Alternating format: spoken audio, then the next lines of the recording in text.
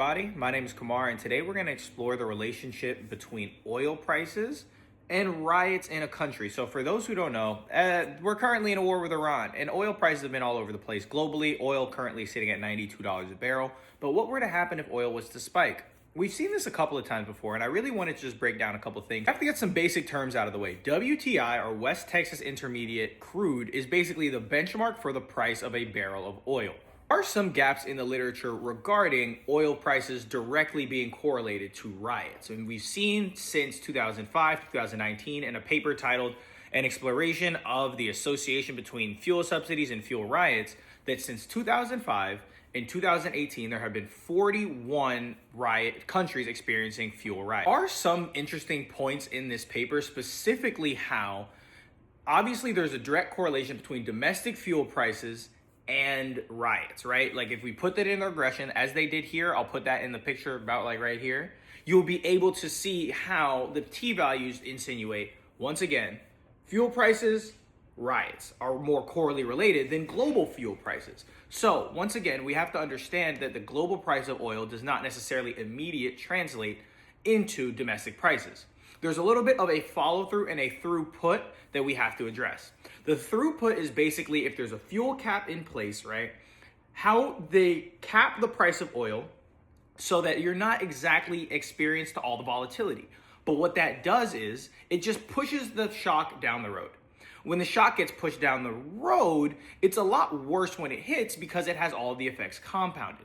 This also, in effect, is what we've seen in a lot of these riots, in a lot of these locations, right? Into all the findings of this study, GDP growth and all of this stuff does not really impact if people are going to riot, meaning high-income countries, low-income countries, medium-income countries, when there are sudden shocks in fuel prices, tend to riot. And this is a little bit of an oversimplification. However, we do have to remember that with the prices increasing due to what's going on in Iran, this does give way for more global instability regarding fuel prices, especially in countries where they do not have fuel caps. Countries that do have fuel caps and price caps can mitigate the risk of social unrest, as we see here in this graph that I will put somewhere up here once I figure out how to do that. But ultimately, there is a correlation, right? And here's the important part that this has on the administration. The United States is in a very fragile place because they tend to have a lot of reserves for themselves. Meaning the United States has drilled a lot of oil and they have oil reserves that are able to sustain the nation. But the rest of the world does not necessarily have the same luxury. As a result, this can have a triple effect on very many US allies around the world. We saw in Kazakhstan in 2022, when they had fuel riots that got so bad, the Russian military had to intervene. And once again, this was just because the fuel cap raised, right? Because people that are exposed to sudden shocks overnight of prices tend to riot.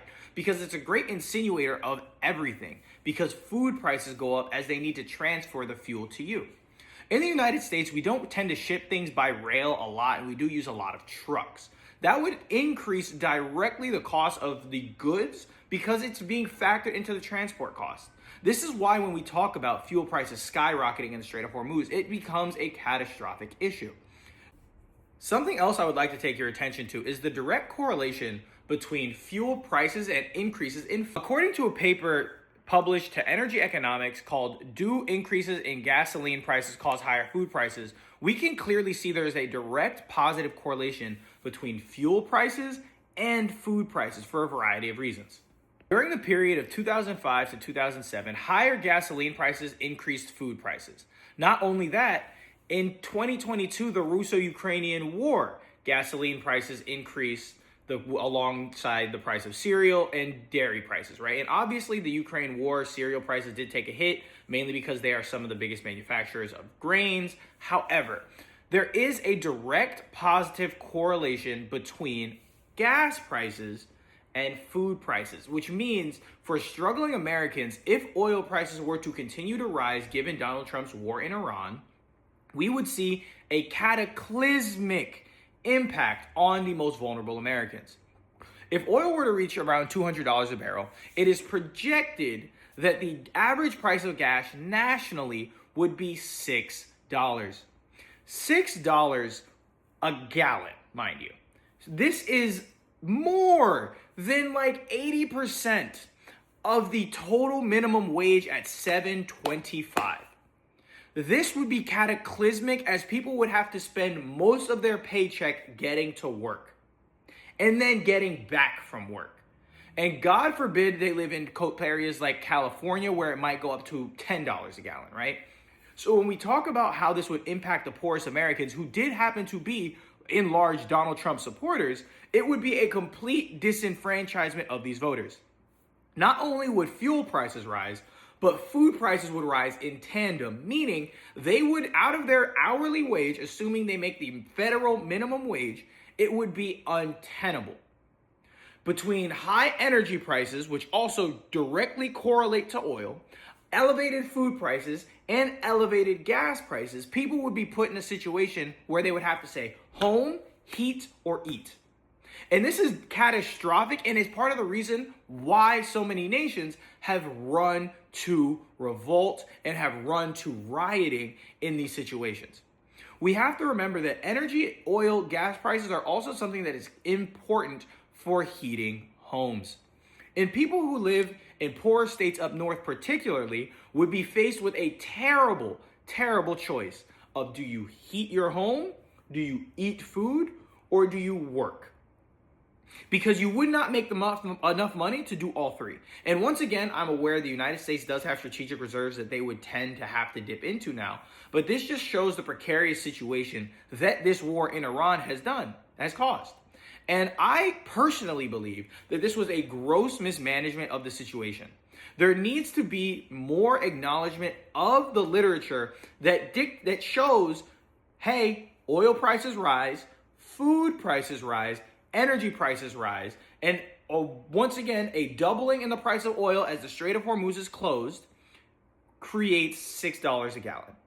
$6 a gallon is catastrophic for the low-income Americans, who by and large are Donald Trump's biggest supporters. For some context, the Russo-Afghan war caused oil prices to rise 60% and food prices rise 10%. Obviously, this is not necessarily a consistent ratio, but a 10% increase on food prices and a 60% increase on food back when oil prices were nowhere near as high, potentially, as in this scenario, shows how catastrophic this can be for low-income Americans.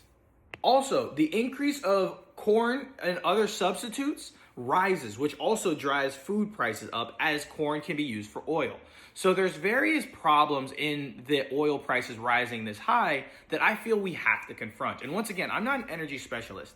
I really just am passionate about how bad of a problem this can be for many low-income Americans.